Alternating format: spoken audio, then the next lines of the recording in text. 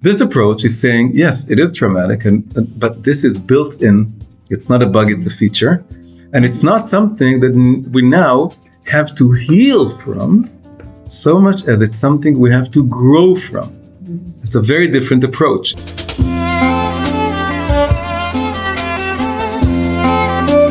This video was made possible through the kind support of my sponsors over at Patreon. Patreon is a great way to help independent creators like myself produce original content. If you'd like to get more English language videos from me, please consider becoming a supporter via Patreon. You can find the link in the description below. Thank you very much. So I'm going to start with a basic thought that I had. So as I was going through the United States and meeting with a lot of communities, some of them Chabad, some of them not Chabad, it was almost all Jewish people. Something very interesting happened. I noticed that I was hearing a couple of words that I don't hear often, repeated again and again and again. And the two words were trauma and healing. And these two words, I think that in the course of these 2 weeks, I heard them in greater frequency than basically all my life put together. And at some point I told this to people. I told them, I've been here in the States for a week, 10 days, 2 weeks, and I hear these two words. I've never heard them repeated so often as the 2 weeks that I've been here. And I come from Israel. and I come from Israel post-October 7th. We have people here going through radical experiences. We have the soldiers, we have the Nova survivors. By the way, just today I met a Nova survivor. We have the hostages coming back.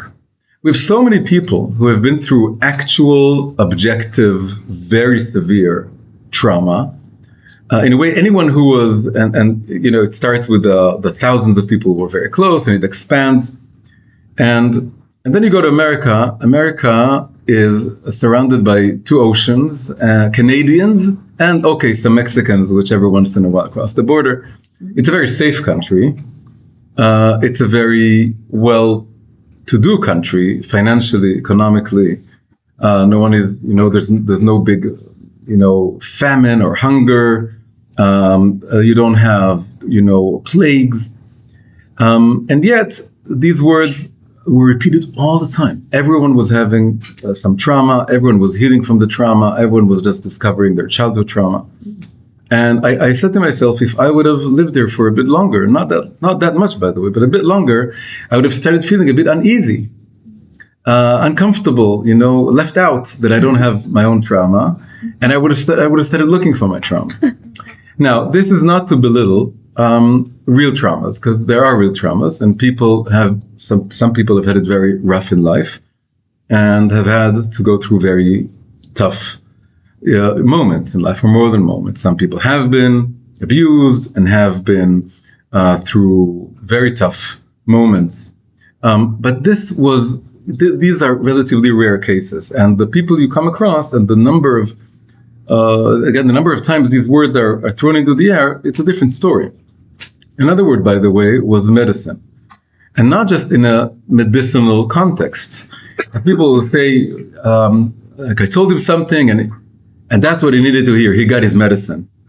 Like if you tell someone something and that's what they needed to hear, it's like their medicine. It was new for me. I never heard this. It's kind of new slang. That anyway, so I got my medicine. I got my medicine. I heard what I needed. So this combined with the trauma and healing words. So I was trying to think to myself, what's the real story here? Now, basically, we can come to I think two answers as to why this is. The kind answer, the answer that isn't cynical and is trying to really listen to people, would say the following. It would say, we've all had, throughout history, been traumatized, whether by great things or small things. What's new about this generation is that we are more aware of ourselves, we're more self-conscious, and we have the means, the tools, and even some people would say, because we have it so good in life, there's more time, there's more patience, and we can now address certain traumas that our parents and grandparents, they also had the same thing, but they didn't have the time or the patience or the awareness or the interest. They didn't interest them so much, the language of dealing with those traumas. So in this sense, this is not a yeridat hadorot, like a descent of the generations that were deteriorating. This is something that is actually a sign of consciousness rising, humanity rising, and we're now dealing with finer, more specific issues that before we were insensitive. We rushed past them, we brushed them aside, and we didn't deal with them. And none of these traumas are invented. They're all very, very real, but we have become more aware of them, and we have the language to deal with them. So that's the kind, non-cynical answer. That's one answer. The other answer, the opposite extreme, would say, no, that's not what's going on. What's going on is that we have a very lost generation, which is suffering from some sort of existential emptiness. It doesn't have God present in their lives, doesn't have a lot of values or sense of purpose or meaning. And this emptiness is filled by being overly self-conscious, delving into your own personal history, your own personal life, and coming up with, because you were hypersensitive, every little thing that you went through that was a little bit tough, and we all go through these things. It's not trauma. Trauma is a big, bombastic word. It's whatever it is. We go through life, we fall, we get up. Our parents, they never really understand us. No one is able to fully understand us in the existential, sense of the word. But now we blow it up because we zoom into it so much, and this becomes like a substitute religion almost, and we start zooming in and expanding and blowing up these little things that everyone is suffering from, in order to have this new sense of meaning, and now all our lives can now be focused around these problems, which are either exaggerated or even sometimes made up. They're not real. You didn't go through any trauma. You just had a regular life. And then it becomes almost like this endless addiction of looking for more trauma and healing it, and it gives you a sense of meaning, and also gives you a sense of, this is like the new spirituality is psychology. Psychology and finding out about yourself. The self is the substitute for God, and just as God was infinite, now the self is infinite. It's like an infinite depth of discovering what's going on. Now, which answer is true? Maybe neither are true, maybe both are true. What I want to try and do in this class today is I'm going to try to say that there is an element of truth to both answers, but the only way, in my opinion, to get to the truth of the first answer, the one that those people who are into and use that language and keep looking for those trauma healing, that's the answer that they favor. The way to reach the element of truth that exists in that first answer is only by taking very seriously the second answer. And this is a general approach to a lot of things that are sometimes very tempting or seductive to believe in, all kinds of belief systems. Often they're mystical. Today they're not so much mystical, they're more psychological, but they're not really scientific. They're a bit pseudo-scientific, and their appeal comes from not so much that they're real, but because if we believe them to be true, it grants something that we really, really cherish. So there are a lot of pseudo-scientific, mystical beliefs, all kinds of ideas like, I don't know, whatever it is, that there's angels and mystical forces and all kinds of alternative medicine, all kinds of ideas, all kinds of superstition also, that fills my life with sense of meaning and symbols. But we have to use also our critical faculty, the critical mind. And there was a famous scientist, he had very much, he contributed a great, he was one of the biggest contributors to popular science, popularizing science. His name was Carl Sagan. And Carl Sagan wrote a book called The Demon-Haunted World. Subtitle was Science as a Candle in the Dark. And he said that, we can now do a play with English and Hebrew, that the demon-haunted world, the demons are not real, they're imaginary. How do we say imagination in Hebrew? It's dimion. So the demons are demionim, they're imaginary. We feel our life is full of a lot of demons that they're not real. And science is the candle in the dark. Science exorcises, it banishes those demons because it shows you that you can have something that could be very, very appealing in a sense that you really want it to be true. And there were many theories like this that people really wanted. Kepler really wanted to believe that they had this theory that the stars were moving according to musical harmonies and all kinds of mystical ideas that he had. But then he was forced to let it go because it didn't work with the empiricals. So science, whether it's something you really want to believe or maybe it's very frightening, either way, you don't have to hold on to it. Science, the scientific method of being critical, can banish those demons. And I think the same goes for this. We have, so what I'm going to do basically is I'm going to go first via the more skeptical, a bit cynical, but the cynicism is not the main part. The main part is the skepticism of trying to not fall in love with the idea that indeed we all suffer from these very profound traumas, and we have to dedicate our whole lives not to healing from them. And after I do that, I'm going to go back and I'm going to say, yes, there is something to it. The first answer, I'm not throwing it away. And maybe it doesn't exist in the way many of these people say, but there is an element of truth to it. But we have to now approach it from a different direction because now we're not totally in love with the idea. We're not infatuated with it, right? It's like you step backwards in order to step forward, and then you can take the element of truth and treat it in a better way. Now, one of the best writers in our generation who has wrote critically of this whole idea of looking for trauma everywhere is a journalist, a Jewish journalist. Her name is Abigail Shrier, and she wrote a book published last year called Bad Therapy. And in that book, she goes over many practices, therapeutical practices, that she believes are counterproductive. And she starts the whole book with a notion called iatrogenesis. Iatrogenesis is when the doctor makes the problem worse instead of better. And she's saying that a lot of the psychology that's going around, the questionnaires and the therapists in the schools, and because we have more and more psychologists and therapists everywhere, we're the most treated generation. But according to all metrics, mental health is in decline instead of being on the rise. So again, the people would say we're just discovering more and more, but that's something that's unrefutable. If you say, and that's the way, by the way, one of the best ways to tell whether something is scientific or isn't scientific. So I once had this dialogue with an alternative therapist, and his approach was that he's giving you this medicine, which isn't scientific, and if it gets better, it means that the medicine worked. And if it gets worse, it also means the medicine worked, because the medicine helped expose the fact that the problem really runs deeper. So basically, whether it gets better and better and better, it's proof that it's working. And whether it gets worse and worse and worse, it's also proof that it's working, meaning it's unrefutable. It's a belief system. It's like an idol, like a false idol.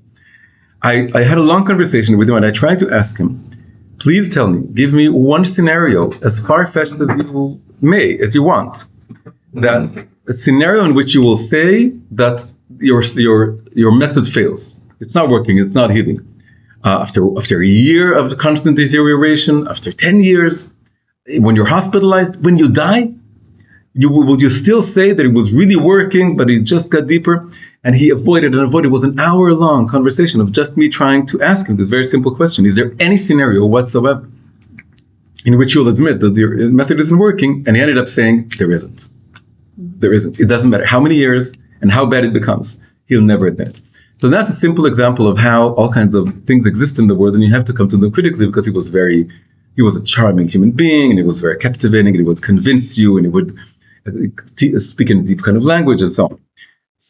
So she's coming from this more skeptic approach, and so she's talking about a variety of things, and then one chapter is called Kings of Trauma. That's chapter 6 in the book. If you want to look up the book. And she points to two central figures. The first figure is a psychiatrist. His name is Bessel van der Kolk. I wanted to make sure I say his name right. And he wrote a book that the title of the book has become something that everyone is talking about. It's called The Body Keeps the Score. And by the body keeps the score, he means that your body physically remembers in some way, or has the leftover, the residue of not only childhood trauma, but also even from previous generations, and it's kept in your body in some way. And he has become like the biggest guru of this approach in many ways. In many ways, he started this whole conversation. And the other person is a Jewish physician. His name is Gabor Mate. And he wrote a book called The Myth of Normal. The myth of normal is no one is normal, and everyone has childhood trauma, and everyone is a therapist in order to reach. And she is very critical of them. She's basically showing that it's a bit like the therapist I mentioned before, that everything is a sign of trauma. If you hate yourself, it's a sign of trauma. If you think too highly of yourself, it's a sign of trauma. And the way it's phrased, the way it goes, is that whatever you look for, you'll find it. She also says that the first person, this Van der Kolk, he was responsible in the 90s for the whole idea of everyone having repressed memories, and you can reach those repressed memories via hypnoticism. If you're hypnotized, you can surface them. And this was believed by many people to be true, and it was even used in courtrooms to convict people, because you could hypnotize like a witness, and then you could surface, you think you would surface the memory, and then you would believe that, and people were convicted based on this, until it was discovered and proved beyond doubt that this is unreliable, very unreliable, because it turns out that memory is the most deceitful, the least reliable thing in the world, and under hypnosis, it's even less reliable, because you can conjure up things that aren't there. And the same goes for trying to delve and discover trauma. There is a weird kind of need or wish in the soul to discover that I have a trauma, because then it can explain a lot of things that I'm going through. It can maybe help me forgive myself. And once you have this bias, even if it's unconscious, and you go into a hypnotic or all kinds of altered states that people try and go into, and it doesn't mean that you surface them.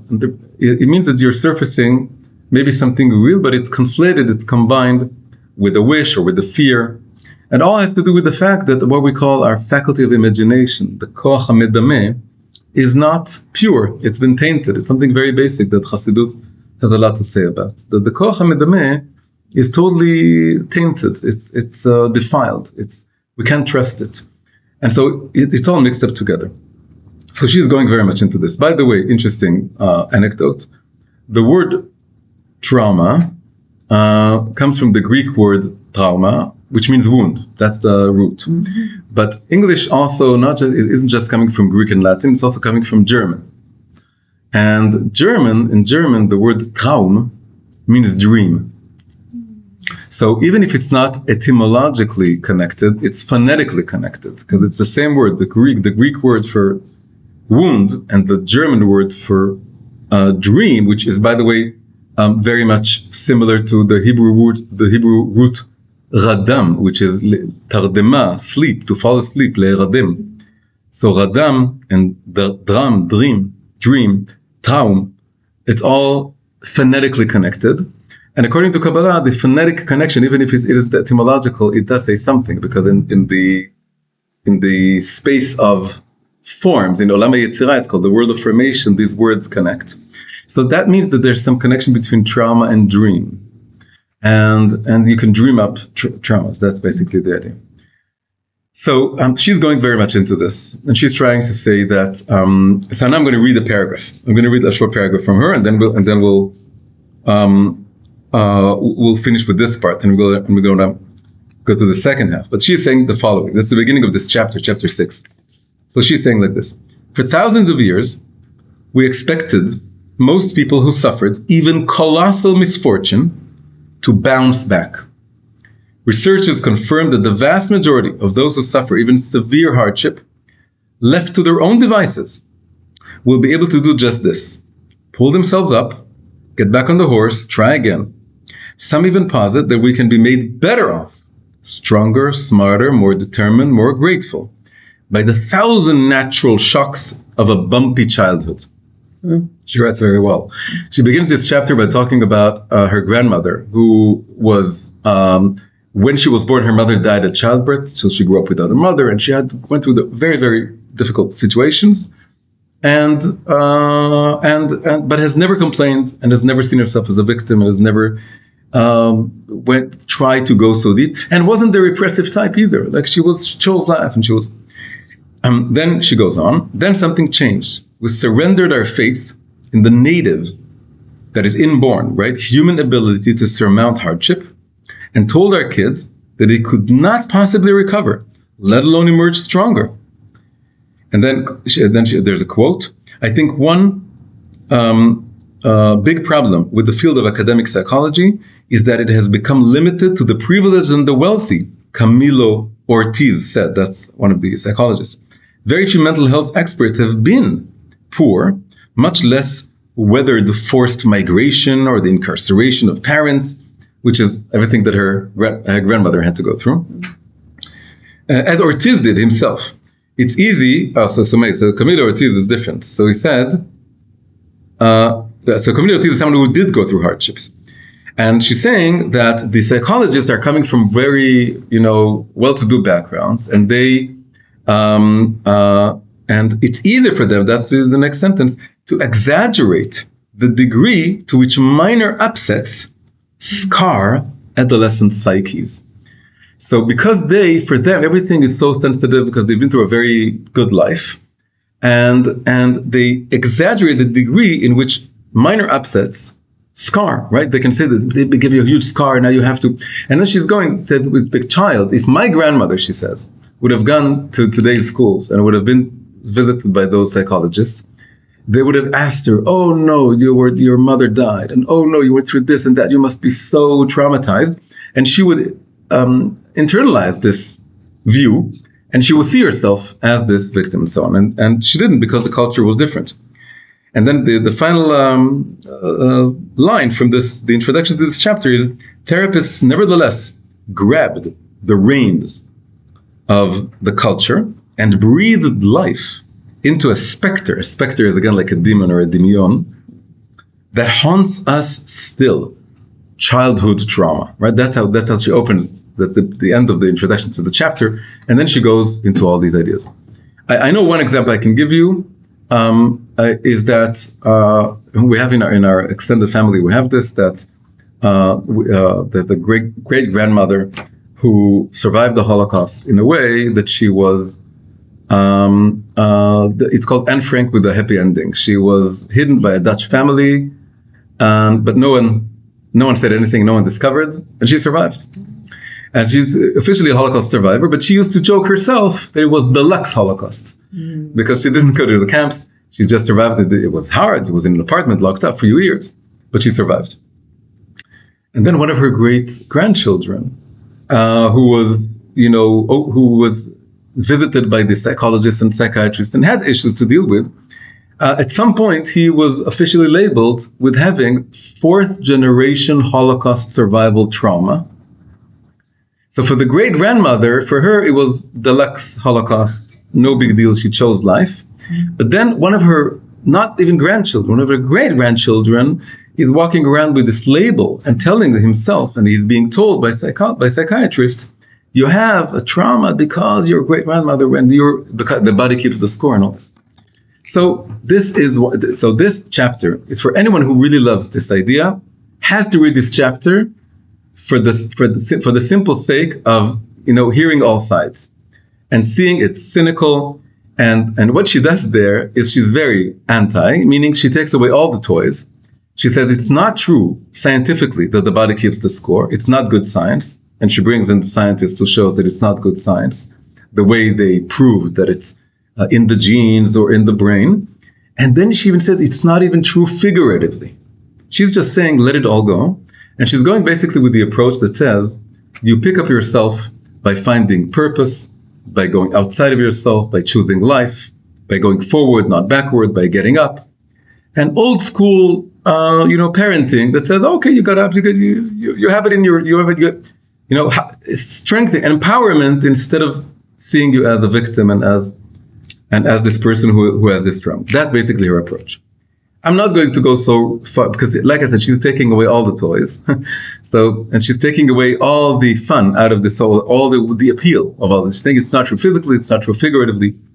I'm going to take a little bit of a different approach, and I'm going to say there is some truth to it, and maybe not physically. Maybe she's right, scientifically. I have a feeling she's right. I have a feeling it's not very good science, and she has a very good point in this. But it is true figuratively, it is true spiritually, and there is truth to the first explanation. The first explanation is that as we are becoming better off physically, we are able to explore our own psyches more deeply, and we're able to surface all kinds of subtle or fine pains that we have, issues that we have that we're carrying, and some of it has to do with collective things, not just ours. But I'm going to say it's not, the approach shouldn't be, so there's going to be a combination. The approach should be not to dismiss the whole thing, there is truth to it, but to understand that we need to grow out of the trauma. So the emphasis should be on the word to grow. And to grow in Hebrew is litzmoch, which is to grow like a plant. The growing is very broad in English. But in Hebrew, if you talk about, so the term in English is post-traumatic growth. In Hebrew, it would be tzmicha post-traumatic, that remains in English. But tzmicha is its own word in Hebrew with a lot of connotations. And it has to do with like a plant that's growing. And as we all know, a plant grows by the seed decaying within the ground. Decay is vital to growth.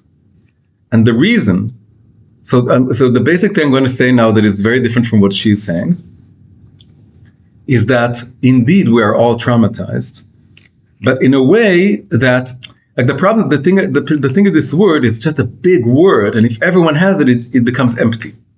So I'm going to go in a different direction. I'm going to say it's so big, we really, like the universe has it, and all human beings have it, and it's very much a part of the process of growing. Growing has to do with breaking, with falling apart, with decomposing, like the seed decomposes in the ground. That's how it is.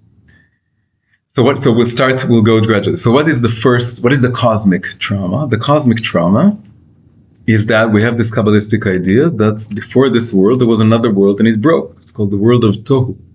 The world of Tohu had a lot of lights and promise. It was like a messianic world. And all the hopes were there, all the vision of the perfect world. And it was like a dream. But the dream is not real. It doesn't have the vessels to bring it into the world. So it very quickly, after it was created, it was broken. And this whole world is created on the wreckage, on the broken shards of that world. So in a way, the world carries within it the memory of like a cosmic trauma. This could explain why everyone can find a certain trauma, but it's not yet so individual. It's something profound about existence. You don't know, not all creation myths have this idea, but the Jewish Kabbalistic story has this idea very central to it. When you open Genesis, you don't see it. You see a little bit of it when you see that when the world is created, it starts with Tohu Vavohu. But the Kabbalistic says even more. There was a whole Tohu world, and Tohu isn't a bad word. It's a good. It's full of light, but it broke, and the memory of this crisis, we carry it metaphorically in everything in the world. It remembers this, and the same goes for every process in the world. Being born is an individual trauma, because you're in the womb and then you have to go through this trauma. And when you're a child, every moment, when a child is 3 in Judaism, we start cutting their hair and educating them. It's a bit of a trauma. It's a little trauma. So again, the word trauma is, on the one hand, if you overuse it, it becomes meaningless, because then you take it away from people with real, like Nova survivors or the hostages that come back. So we have to separate that. Real trauma, we have to keep that word for people with really severe bad things. But on the other hand, metaphorically, with a quote, in Hebrew we could say b'chinat trauma, right? There's a little bit, in a sense of a trauma, a kind of trauma that we all go through, but we have to make this distinction. But that is very true about ourselves, that we all have it. And growth has to come out of it. Now, there's a beautiful midrash that talks about 5 people whose world was shattered in some way. And then the term used in the midrash is very beautiful. They saw a new world. Ra'u olam chadash.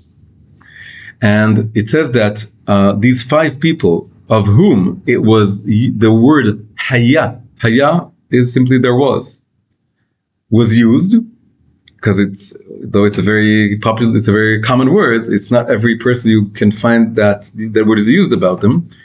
And it's just like va'aretz hayta tohu vavohu, and the earth was tohu vavohu, or chaotic, or empty, or void, or full of wondering. There's all kinds of ways to translate tohu vavohu.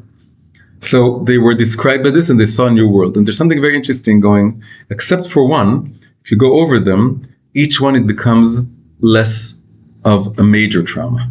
It's just like our generations. The previous generations went through world wars and went through a lot of different things. And today, all in all, October 7th, you put it aside, notwithstanding, generally the world has become, in the Western world at least, more. So we see this like a more comfortable, less traumatic world. And yet, we can see that it has trauma in it. So what are the 5? The first is Noach. Noach saw the whole world physically, literally ruined. It's even more than a Holocaust. And then he saw a new world. To see a new world is also like to have a new outlook.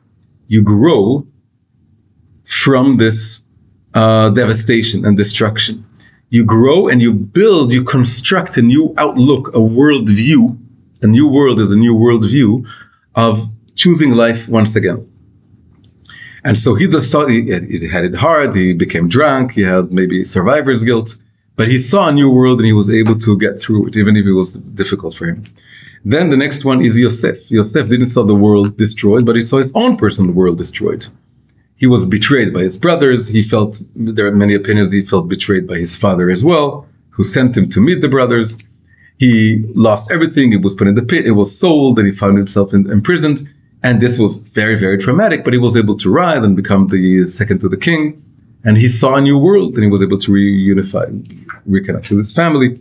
Then you have Moshe. Moshe has it even better. Moshe is running away from Pharaoh. He grows up in a palace. He doesn't have this kind of trauma, but at some point, because he kills the Egyptian, Pharaoh tries to hunt him, and he runs away. But then he comes back, and he finally sees all the Egyptians drowning in the river, and he sees a new world on the other side of the Red Sea.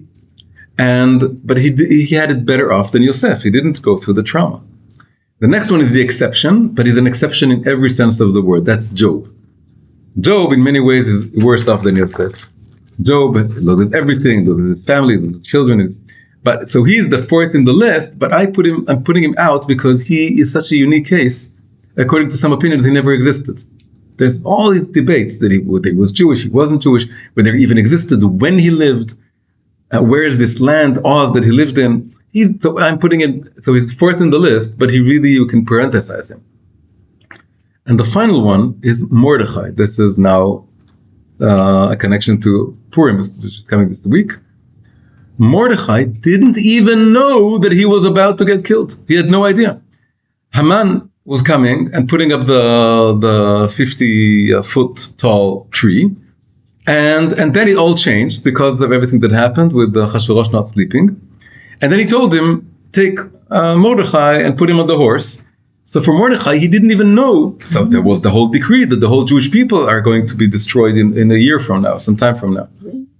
But he didn't know that his personal life was at risk. He had no idea.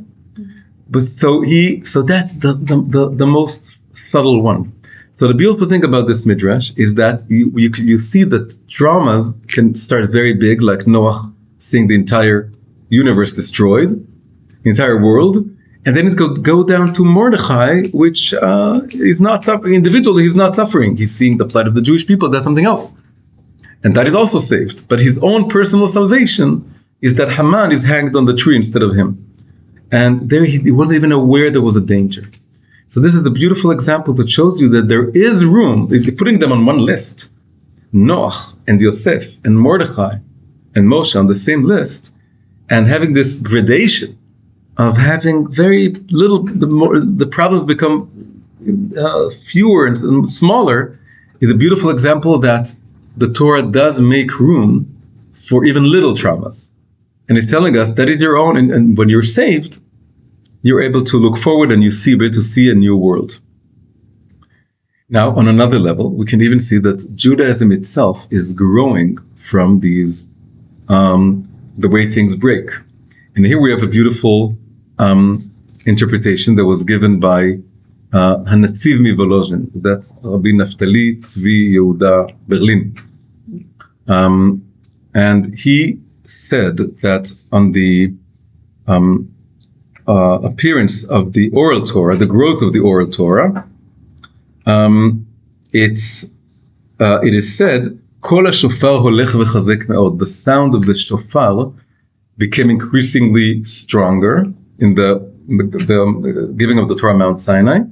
And the interpretation says that this verse alludes to the oral Torah. And he says something interesting. He says the shofar usually starts strong and becomes weaker as you're running out of air. We all know this. We hear the shofar and it starts strong and then but here it was the opposite. You say, what's his explanation? He says the oral Torah is becoming greater and greater, but every time it happens because of a crisis, because of a failure, because of a sin. Without the sin of the golden calf, we would have only had the 5 books of Moses, Chamesh Chumshei Torah, and Joshua. All of the Tanakh, all of the other Torah, all of the oral Torah, we got because of the sin. We had to sin, we had to fall. The seed had to decay in the ground in order to grow. Without the first temple being destroyed, we wouldn't have gotten the Knesset HaGedolah, the great congregation with the beginning of the Mishnah. Without the destruction of the second temple, we wouldn't have had the Talmud. With the Chassidut, for example, it comes just after what is called the Praot Tach V'Tat, 1648-1649. There were terrible persecutions and pogroms. And that was the background for Chassidut in many ways. And as many people would say today, the state of Israel would not have existed without the Holocaust. And so the Rebbe Rayatz said that we shouldn't suffice in the state of Israel. We shouldn't say, oh, let's celebrate. He says it's just the beginning, right? Even the people who really believe this, what did they say? They call it Reshit Tzmichat Geulaten, the beginning of the growth of our redemption. So these are the more Zionist ones. The Rebbe Rayatz, who are the Chabad are not so Zionists, but they also say there was an opportunity here. But if we suffice, his term was that we exchanged Mashiach for a lollipop. But we got the lollipop. The state is the lollipop. It's just the beginning of something much greater. If we stop and celebrate as if it's the Geulah now, we're stopping too soon. We have to go advance. Either way, no one can ignore the fact that the Holocaust enabled having this military and being in the land and having political independence and so on. So throughout history, we see this mystery that the oral Torah is the inner wisdom of the Torah, which cannot be revealed. You cannot discover this new wisdom unless you go through some sort of crisis. So trauma and crisis and hardships are built into life in such a way that it's part of the shofar. Shofar is the shipur, the constant improvement. Just like the oral Torah is growing like a shofar, it starts with something narrow and hard and tough. And we have hardships, but the hardships enable this expansion. This is one of the most profound mysteries of existence and of the world and of life. And that's the way it's built. So it's the whole idea, the way that trauma people talk about today about trauma is they make it seem like we wish it wouldn't have happened. And we are so miskenim, we're so poor that we had to go through. This approach is saying, yes, it is traumatic, but this is built in. It's not a bug, it's a feature. And it's not something that we now have to heal from so much as it's something we have to grow from. It's a very different approach. If the main word is healing, then this is something that goes back to you as an individual, to the inner child that you want to embrace and you want to make. You basically want to go back in time and undo it. That's basically the wish that you have in the background. You say, I want to travel back in time and go to the child and prevent the trauma. Or now, if I can't prevent it, I want to make it to give it the support, the best support and the kindness. But that's not how you grow. What Abigail Shrier is trying to say is that you can, so again, she's being maybe too extreme because she's totally dismissing the whole notion that we even have traumas. She's saying, don't even use the word, you don't have anything. I'm saying we do have it, but she is right in the sense that the best approach to deal with this, but this was also the Rebbe's approach, is that you want to channel this and integrate the hardship and the falling down and whatever it is you went through, and you want to channel it and leverage it into growth. You have to say, how do I make use of this in order to become stronger and to choose life more and to go out? I want to focus on the future. I want to focus on helping other people. And I don't want to see myself as this victim. I don't want to make such a big deal out of it. Yes, I know it happened. I'm aware. I'm not repressing anything. I know that it's there. But I'm not trying to recover and resurface more and more of it. I don't need to, because that's not my main goal. My main goal is if it comes, if the inner child is crying, then you have to listen and you have to say, let me integrate you into my adult world. But then you don't start interrogating or going in with endless questionnaires or endless methods of uncovering more and more of those hidden, which again, it's very unreliable, the way you try to surface things that could be dream traumas or dreamt up traumas. It's not the way to go. The way to go is to listen and integrate it, because that's how you remain connected to your nefesh, to your heart, and to the child within you. That's very important. In Hasidic language, this is called the enosh level. We have the Adam, we have the Ish, we have the Gever. These are high levels. There's also Enosh. It's 4 synonyms for man. And one of the synonyms is Enosh, has to do with weak and broken and that has it hard, that keeps falling down again and again. David HaMelech was very much connected to this level. But he didn't see himself as traumatized. He himself was almost never born, and he had a very hard life. So what did he do with those pains and with those memories and with those hardships? He went down to that level, not in order to go even deeper and deeper down, but in order to cry out from that level, from this is what we call in many classes here, the lowliness. The lowliness in this context means awareness of the broken or hurt or lost child within you. You're aware of it, but then you use it in order to cry out to Hashem and climb up to Hashem in an even more connected way to yourself. And so this is why, by the way, the Rebbe was very fond of Viktor Frankl's approach, who talked about finding meaning and purpose and focusing on that. What I think is happening now is that the Rebbe so much focused on creating everyone who is connected to him, whether Chabad or not Chabad, into soldiers in an army. That was his main metaphor. And it was all about striding forward. Now, 30 years later, we are saying even a soldier needs to rest and needs to connect to his own heart. And we have to, every generation in Judaism, we have to balance things out. In Chabad, we have to balance things out. So after it was all so much focused on being a soldier, now the reason people are attracted to this idea is that they want to say, yeah, but I'm marching on, marching, but there's something behind that's left behind. There's a wounded soldier within me that I'm not doing anything with it, and I'm marching and I'm becoming more and more distant from this non-soldier type. This is why Breslov attracts a lot of people, and Chabad is not enough for many people, because Chabad keeps telling you, oh, go forward, and has this movement, right? And Breslov is telling you, no, you have this broken part within you, and you have to be there, and I know he wants to be desperate, but even there he tells you, don't be desperate, choose life, and Yeush. The combination is that there is a way to pick up that child, that hurt child, and say, I had to go through the trauma, I had to go through the fall and break in order to then use it and bring light to it and rise up from it.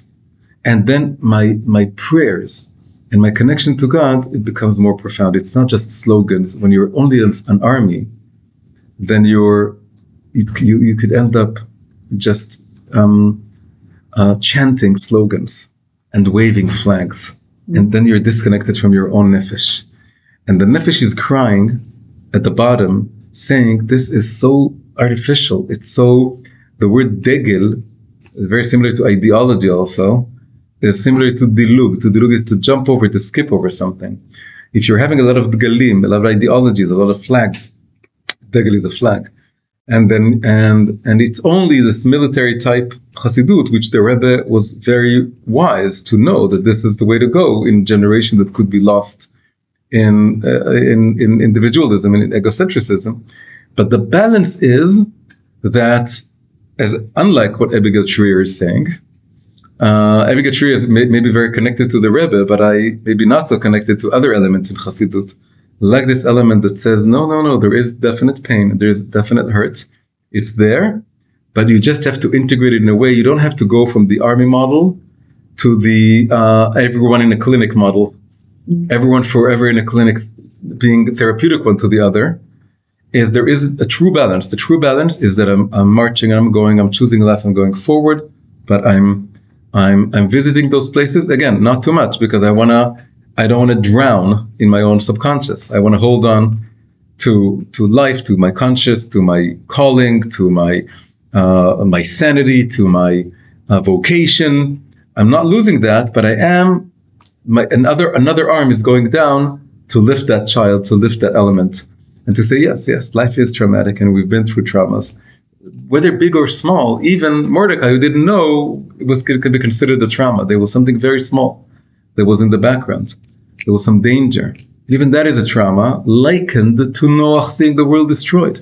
It's so beautiful that the Torah can give us this validation, that even if it's very small, for you, that's your trauma.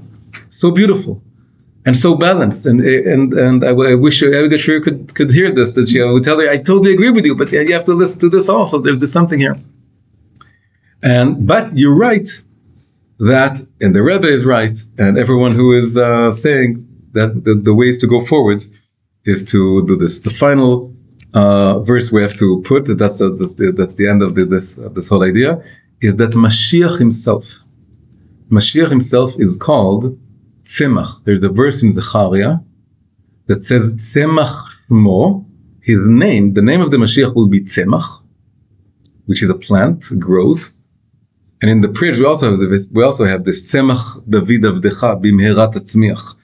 The plant of David, may you hasten its growth. So Tzemach Shmo umitachtav yitzmach. His name is Tzemach, and he grows how? Mitachtav, from the bottom, from below. He has to go down in order to go up. He has to decay like a seed, and then he can grow like a plant. So Mashiach himself is this figure who is very much aware of their fallenness and falling and suffering, and it arises from it. Now, of course, all of Christianity took this idea of the suffering Mashiach and made a whole big thing out of it, and a very tragic kind of thing out of it, which is all about, again, maybe that's, by the way, the root of the trauma religion of today. The trauma religion of today may stem spiritually from the Christianity putting so much emphasis on suffering. The passion of the Christ, the passion is suffering. And we want the tzmicha to be something sameach. The root tzemach, litzmoach, to grow, and the root sameach, joyful, happy, are very close, because sin and tzaddik are both consonants that have to do with the teeth. They're very similar. And Mashiach himself has the word sameach in it. Mashiach can be read as a yismach, he shall be joyful, and yesamach, he shall make others joyful. The tragic atmosphere of many churches and of the whole drama around the suffering Mashiach is rooted in something very true, that Mashiach is very aware of the decay of the seed, that he goes down, he feels, he experiences the decay, and he grows from it. But the Jewish version should be a happy version. It should be an optimistic version. And part of bringing Torah to all the world now, including to bring Christianity back to its roots in the Torah, is that they're right. And Isaiah 53, the most favorite chapter for Christians, is part of the Torah, part of the Tanakh. We have it that he suffers, and from the suffering he grows. But the only difference is, and you need like an oral tradition from it. You need like a Jewish atmosphere for it. That has to be done. We also have to work that it's not oivei, right? That it's not oivei kind of. That it has to be very samech, very joyful, meaning optimistic, meaning forward-looking, meaning life-choosing. And that's the messianic element within each one of us. If we are able to take the decay and the suffering and the hardship and the traumas that we have, big or small, and grow from them, then we of us also, we can say the verse, Temach Shmo u'mitachtav yitzmach. We are like plants, and we grow from below to above. Be'ezrat Hashem, may we all grow from our hardships and difficulties. Hi everyone, if you enjoyed this episode, please press like, subscribe to the channel, and leave a comment. If you want more English language videos from me, please consider becoming a supporter via Patreon. You can find the link in the description below. Thank you very much, and see you in the next episode.